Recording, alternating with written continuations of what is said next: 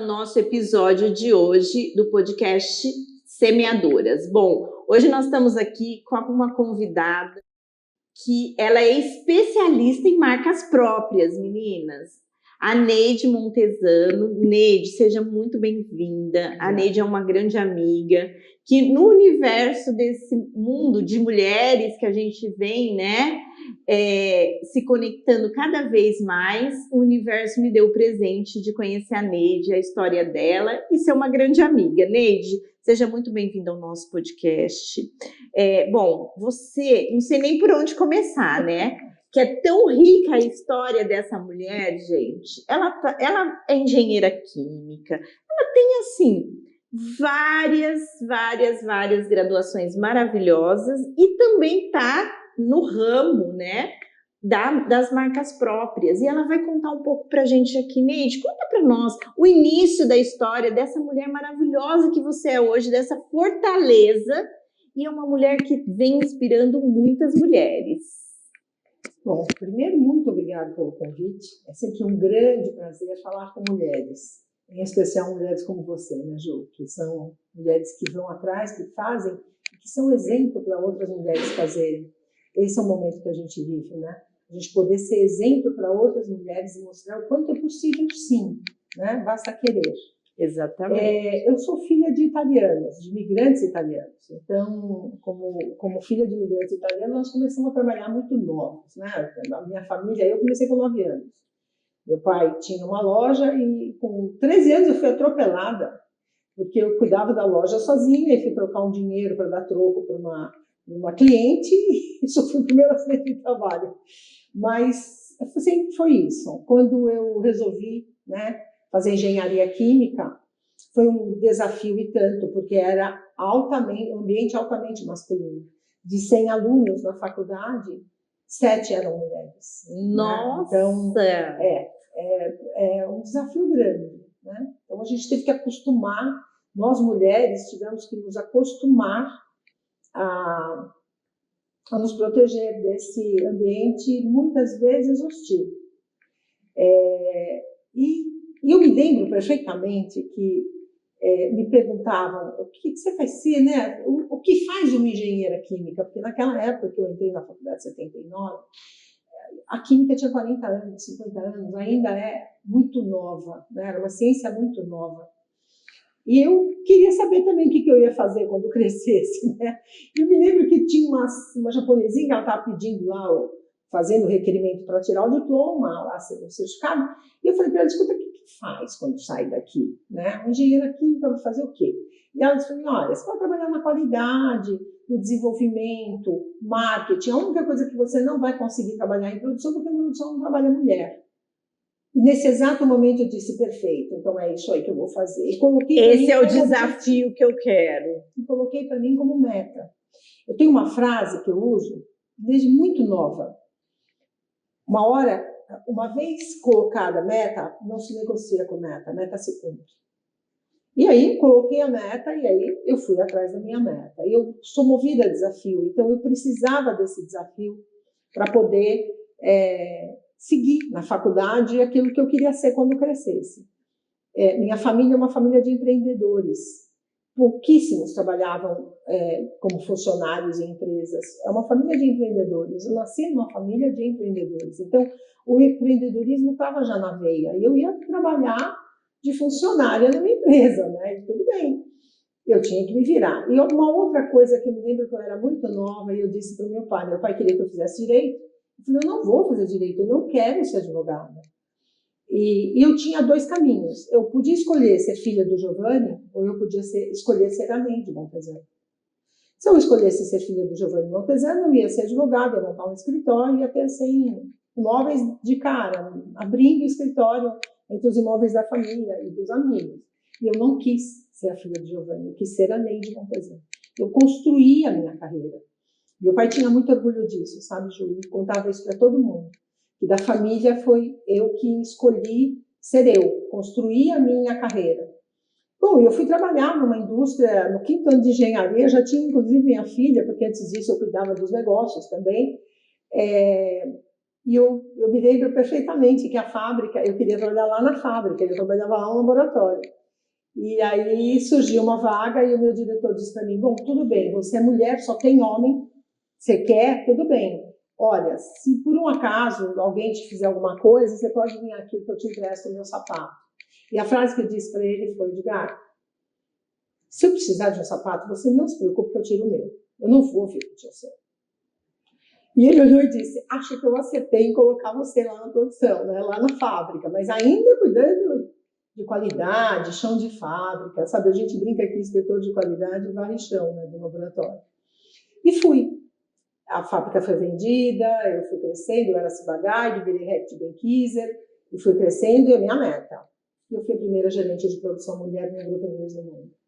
Gente, olha que fantástico, para vocês verem que época que nós estamos falando, Estamos falando de 86, 87. Que mulher, então, naquela época não tinha voz mesmo. Se hoje a gente está tentando ter, imagina naquela época. Quando tudo era mato mesmo. Né? E era muito interessante, porque eu não podia errar. Eu falava para o meu diretor, né? Se eu errar, todo mundo, o mundo inteiro, né, uma multinacional, vai querer saber quem foi que colocou uma mulher para cuidar de uma planta com 70 toneladas de butano por plano, a maior planta de aerossóis. A gente fazia o Rodazol, Rodor, Fabulão, Passe Bem, Bom Ar, né? Veja, bom, Anil. Então, assim, era uma fábrica imensa, muitas linhas de produção e 0 mulheres trabalhando. Aí eu comecei um projeto com o médico, com toda a parte de medicina ocupacional, porque tinha um paradigma que mulheres não podiam trabalhar porque o ambiente era insalubre. E eu comecei a defender a tese de que se ele era insalubre para a mulher, ele era insalubre para o homem. Então, exatamente, são 2 seres humanos, né? A gente tinha que resolver essa insalubridade, conseguir uma condição segura, colocar os devidos EPIs, né, os equipamentos de proteção, porque a saúde não era algo para se preocupar inerente ao sexo. E aí eu saí da Reckitt com 67% de mulheres trabalhando na produção. Que fantástico. Então foi um trabalho super bonito, das quais eu me orgulho muito, sabe? Eu falo uma coisa, Neide, que você é um exemplo disso. Você rompeu uma barreira nesse segmento para todas essas outras mulheres seguirem. E eu falo que nós, mulheres, a gente precisa aplaudir aquela mulher que está rompendo uma barreira, que ela chega lá primeiro, mas ela está abrindo o caminho para todas nós passarmos, entendeu? Então, você é uma mulher para se orgulhar, porque naquela época você teve coragem. Muitas vezes a gente sofre tanta pressão, né? Tanta coisa, a diversidade das pessoas falando não vai dar certo, você não tem que fazer porque você é mulher. Você é mulher. E porque você é mulher. Não tem nada diferente, só porque você é mulher. E você, naquele momento, você teve coragem e acreditou em você. E eu falo isso por onde eu passo, e você que está nos assistindo, tenha coragem de seguir os seus sonhos. Faça como a Neide, coloque uma meta e não negocie essa meta. Quando a gente põe uma meta, gostei muito dessa frase, a meta é para ser cumprida, não se negocia. Então acredite em você, porque olha, Neide, a gente está falando aí de quase 40 anos atrás, 43 anos, você rompeu uma barreira, e hoje quantas mulheres não seguem esse caminho? Sim. Neide, mas assim, e você hoje, né? Como que você hoje está à frente de uma entidade muito forte, de marcas próprias, que eu tenho certeza que você criou isso daí também rompendo barreiras. Conta pra gente um pouquinho. Então, até faltou só eu te falar 2 coisas que são então muito conta, por favor. Quando eu ainda era Ciba-Geigy. O que é Ciba-Geigy? É uma empresa multinacional chamada Ciba-Geigy Suíça. E quando eu entrei, né, era Ciba-Geigy. Depois o grupo foi vendido, a divisão foi vendida mundialmente, e aí passou a ser Reckitt Benckiser, que é quem faz o Veja, né? Tá. Foi muito interessante porque eu via na minha sala a brigada de incêndio fazendo treinamento de brigada, porque tinha muito solvente, tinha gás e tinha que ter brigada. E eu olhava, só tinham homens falava, gente, será que esse povo acha que pega fogo só onde tem homem? Por que culpa mulher? E eu fui até o chefe de segurança e disse para ele, eu quero fazer parte da brigada. Disse, mulher. Eu falei, por que não? E a frase foi essa, segundo vocês, pegar fogo só onde tem homem? Resumo, eu fui a primeira mulher brigadista do grupo inglês, do grupo suíço no mundo, porque a partir daí passou a ser obrigatório ter mulheres na brigada. Outro rompimento de barreira. Que legal. Muito interessante, sabe? Porque essa minha indignação em não ter mulheres em espaços que elas caberiam e só ter homens, para mim, eu nunca fiquei confortável e fiquei nessa posição achando que ok. Eu sempre quis transformar essa visão, transformar esse paradigma, quebrar isso. E quebrei, inclusive, quando eu decidi montar uma associação. Marca própria crescia bastante. Nessa época eu já tinha uma fábrica junto com o meu ex-marido, a Total Química era uma fábrica grande. Ela começou a ficar grande. Na verdade, nós começamos, nós éramos 7 pessoas, porque depois que eu saí da multinacional, eu resolvi voltar a ser empreendedora como minha família, porque chega uma hora que você cresce, fala, o que eu vou fazer agora? Eu disse para o meu diretor, eu não posso esperar você morrer, eu não quero que você morra, você me deu oportunidade, eu preciso fazer outras coisas agora, né? Eu já cheguei, agora eu preciso crescer mais ainda. E aí eu fui montar uma fábrica, e essa fábrica começou com 7 pessoas, só para você ter uma ideia, hoje ela tem 800 funcionários, ela fatura 50 milhões por mês. É uma fábrica que começou zero, nada, nós éramos 6, eu até conto a história, né? Nós éramos 6. E aí, depois eu me separei, saí, ficou com o Kiko, mas é uma fábrica que cresce muito, cresce bastante, começou muito pequenininha e cresce. Assim como o agro, né? Tem hora que você começa muito pequenininho, né? E de repente ele vai crescendo. E de repente vai crescendo de forma sustentada, com processos bem claros. E processos da empresa pequenininha também. E aí eu sentia a marca própria crescendo, me sentia lá fora crescendo, eu viajava bastante lá para fora e via crescendo, eu falava, esse negócio vai crescer no Brasil também. E aí nós começamos sendo um comitê dentro da Abras, da Associação Brasileira de Supermercados, e aí foi crescendo, e aí farmácia, e aí atacado, e aí eu falei, gente, tem que sair daqui, não dá para ficar no supermercado, existe até um conflito, né, do atacado com o supermercado, da farmácia, e nós montamos em 2006 a Associação Brasileira de Marcas Próprias e Terceirização. Primeira mulher presidente de uma associação no Brasil.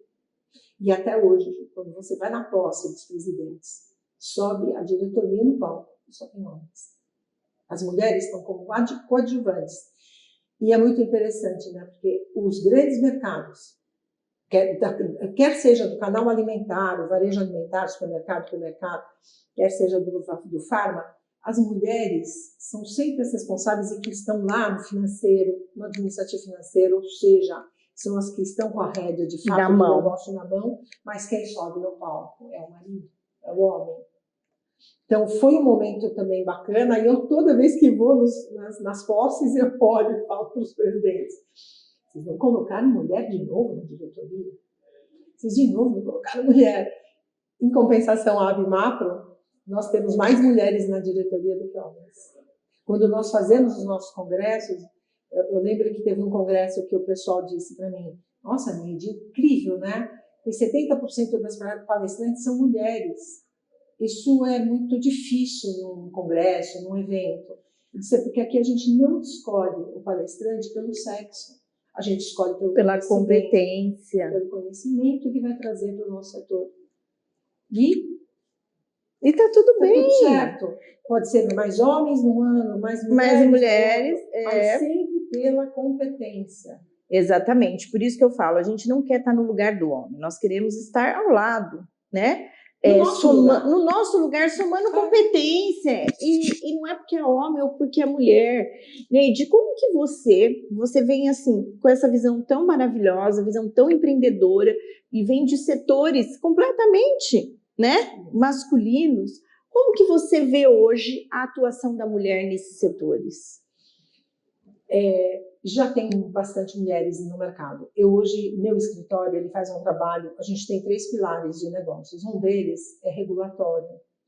que eu faço revisão de dizeres legais para os produtos que estão no mercado, e vou nas empresas fazer o diagnóstico do sistema de qualidade, das boas práticas, entender principalmente como que a alta direção entende a marca própria e essa alta direção, quanto de governança tem para a gente ter certeza de que o produto que a gente está colocando e disponibilizando para o consumidor final tem realmente uma seriedade de cima para baixo.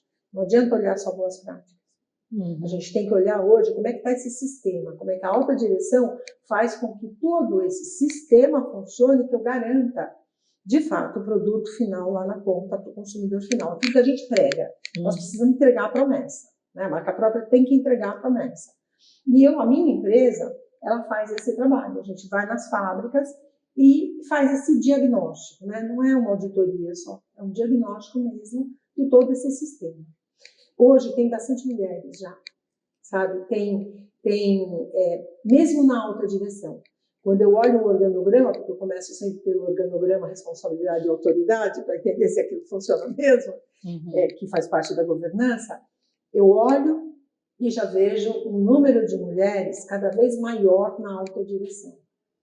E isso me deixa muito feliz, porque significa que as mulheres estão tendo oportunidades num ambiente que sempre foi altamente masculino. Muito importante. Que é o da indústria, né? Então, um ambiente de indústria, onde sempre prevaleceu, né?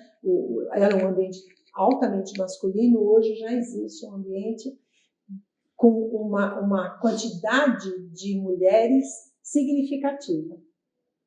Ainda tem que ir para conselho? Tem. Mas muitas nem querem, Ju. Por isso que quando nós criamos o Mulheres do Varejo, que nós criamos em 12 mulheres esse instituto, a nossa frase, essa foi uma frase que eu disse, gente, para com isso, que a mulher tem que estar em conselho, a mulher ela tem que estar onde ela quer estar. Acabou, exatamente. Acabou, ela tem que ser dada a oportunidade para ela estar onde ela tem que estar. Eu, quanto mulher, fico muito feliz que elas estejam ocupando. Mas a minha felicidade maior, eu digo que daí a minha felicidade é como três pessoas que eu represento. Como presidente de uma entidade, fico feliz porque estão sendo dadas oportunidades para as mulheres mostrarem suas competências. Como CEO da minha empresa, muito feliz porque eu sei que existem trabalhos que o toque feminino é imprescindível quando a gente está falando de sustentabilidade, quando a gente está falando de social, quando a gente está falando de ambiental. O olhar feminino é importantíssimo nisso. E fico muito feliz como cidadã brasileira, porque significa que as mulheres estão se mexendo para crescerem. Porque é muito cômodo, cota, é muito cômodo. Tem que ter um lugar. Conquista. Para conquistar, vai estudar, vai se formar, vai conhecer, vai ler, precisa se capacitar, né? Sair da zona de conforto. E é esse o trabalho que eu acho bárbaro que vocês fazem, semeadoras. É essa coisa de levar a capacitação. Porque muitas vezes também se quer capacitar, mas não se tem condições para capacitar, principalmente quando a gente não está falando das bolhas. Exatamente. São Paulo, né, os grandes estados. Quando a gente está falando para fora. Precisa chegar à capacitação. E esse é um trabalho muito bonito. Exatamente. A gente vem levando tudo isso porque a gente fala, o lugar de mulher é onde ela quiser. Mas muitas vezes ela quer algo, mas ela não está preparada ainda. Então, através de todas essas capacitações que nós temos, do Senar, do Sebrae, tá? É isso que a gente leva para ela, mostrando que ela pode. Neide, nossa, que história! Nem eu conhecia essa mulher desse jeito. O que é melhor fazer do que falar? É verdade. Você sabe que a gente poderia ficar horas e horas aqui falando, a gente tem um tempo, né? A gente tem um momento agora, que é o Semear São perguntinhas curtas, respostas curtas, para você contar, para a gente conhecer também um pouquinho da Neide. Que mulher você nasceu para ser? Líder. Líder? Mas é uma grande líder. Meu pai dizia que o berçário do que gritado dito assim, não chora que eu quero dormir. Chegou lá dando ordem, é isso mesmo. Me conta uma coisa, como é a Neide, mãe, a Neide fora desse burburinho aí que você é empreendedora, presidente de associação. Como é a Neide em casa? A Neide em casa é mamãe italiana.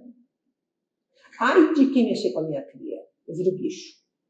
Protetor. Eu sou protetora, mas assim, meus amigos dizem, como seus filhos são educados, como seus filhos são sérios, como seus filhos são netos. E eu digo, do elogio que não fazem nada mais que obrigação. É verdade. Eu coloquei no mundo, eu tenho que educar.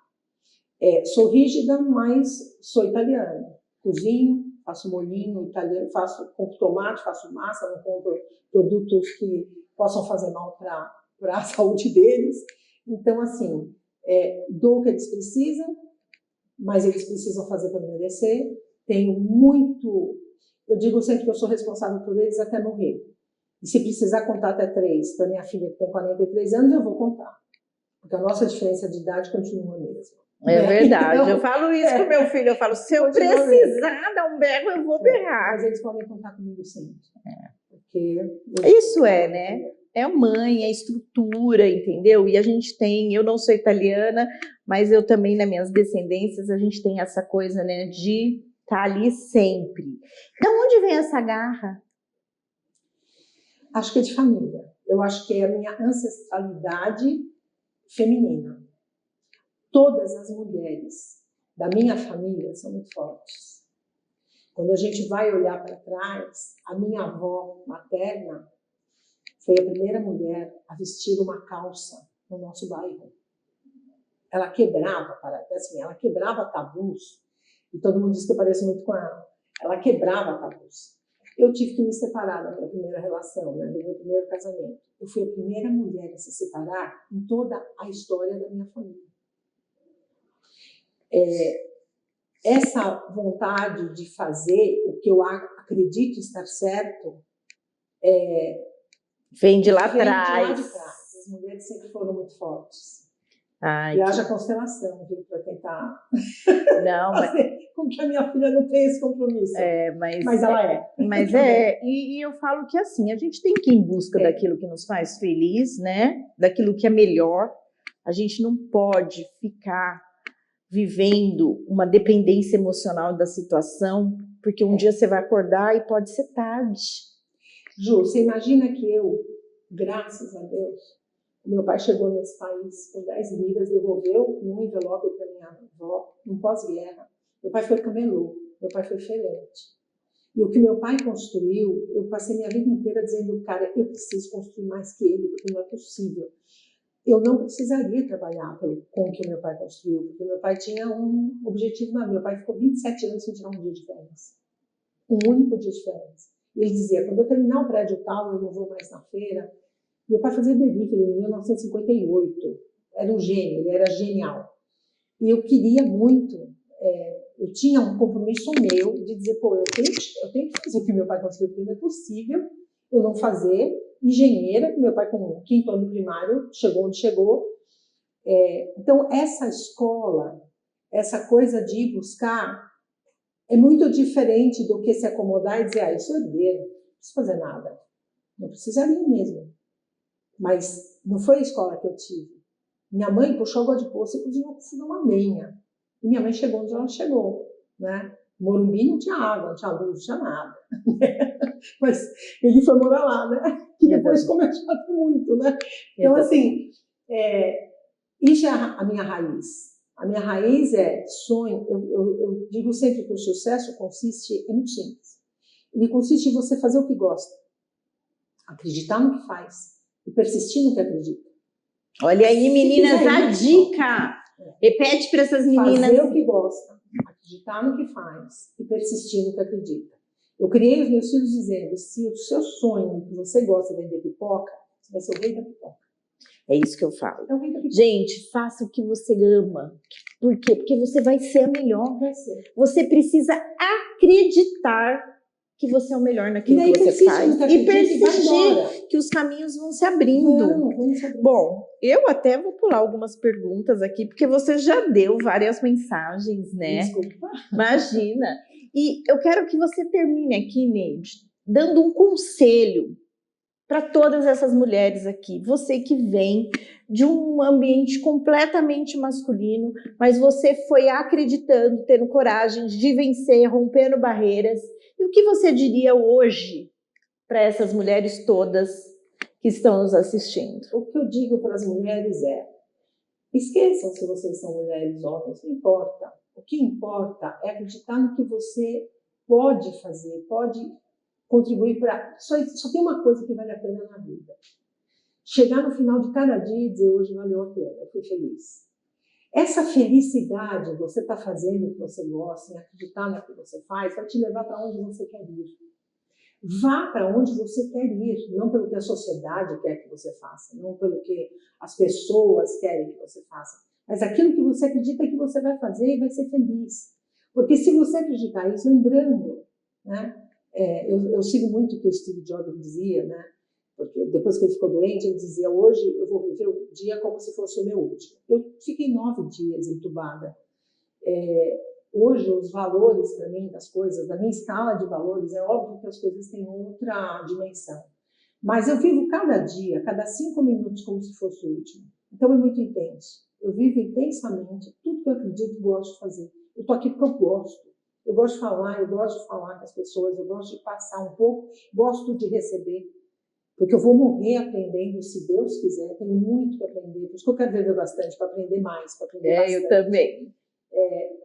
E acredite, faça o que gosta, acredite no que você faz e não deixe ninguém dizer para você o que você pode ou não pode, deve ou não deve fazer. Gente, olha Siga que seu dica. coração, porque a hora que isto tá ligado, você se liga com Deus e aí não tem. Aí tudo acontece. Bom, gente, terminar com uma mensagem dessa não precisa de mais nada, né? Compartilha conosco aqui as suas redes sociais, para que elas possam cada vez mais seguir você, se inspirar nessa história que você tem, maravilhosa. E compartilhe mais, Neide, porque eu tenho certeza que você vai tocar muitas mulheres nesse mundo afora que precisam de ver a coragem dessa mulher que você é. Às vezes a gente trabalha tanto que não dá nem tempo de ficar compartilhando nada, né? Mas esse ano aqui vai ser um ano de compartilhamentos. Eu estou no Instagram, Neide Montesano, no Facebook, Neide Montesano, no LinkedIn, Neide Montesano. Então, quem quiser me seguir. E na Abimapro, a gente tem um canal de YouTube, onde também nós fazemos vários podcasts e entrevistas. O canal do YouTube é abimapro.org.br. É o Bemudo, Bemudo, MAPRO.org.br. E tem a Montesano Negócios, que é a minha empresa, que a gente agora começou a trabalhar mais também toda essa questão da comunicação, porque eu sigo num ambiente muito masculino. Eu trabalho, por exemplo, fazendo projetos de marca própria para distribuidor, para atacarejos, para que é um ambiente completamente masculino. E às vezes eu tenho que pegar mais duro e digo para eles: vocês sabem, vocês me contrataram, vocês vão seguir o que eu estou falando, como é que faz? E aí o pessoal fala: opa, né? Porque às vezes, não pensem que mudou muito, às vezes é uma mulher falando e a gente precisa explicar, né? Que essa mulher falando, vocês pagaram para falar, então ouçam. Né? Exatamente, gente, quantas dicas. Neide, obrigada mesmo. Vamos marcar outros podcasts para que você possa trazer um pouco mais como ela abrir uma marca própria, sim, entendeu? Outras ferramentas que eu tenho certeza que tem muitas mulheres aí que estão lá no seu pequeno negócio, mas elas querem crescer e muitas vezes não tem orientação. Sim. Nós vamos fazer aqui um podcast focado em marcas próprias. Bom, muito obrigada por estar conosco aqui hoje. Você que tem a sua história, mande direct para nós no @semeadorasdoagro e venha fazer a diferença também na vida de muitas mulheres. Até o próximo episódio.